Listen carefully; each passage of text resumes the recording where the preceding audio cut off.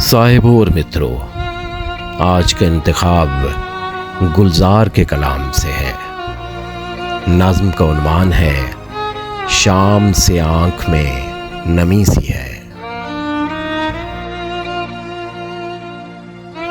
शाम से आँख में नमी सी है, आज फिर आपकी कमी सी है।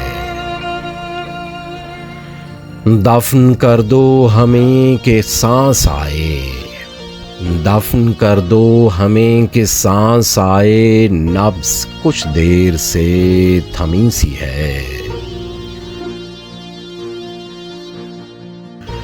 कौन पथरा गया है आँखों में, कौन पथरा गया है आँखों में, बर्फ पलकों पे क्यों जमी सी है।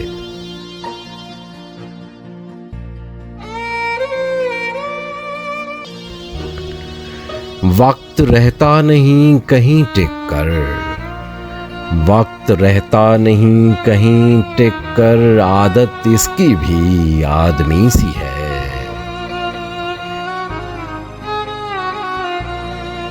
आइए रास्ते अलग कर लें, आइए रास्ते अलग कर लें, ये ज़रूरत भी बाहमी सी है।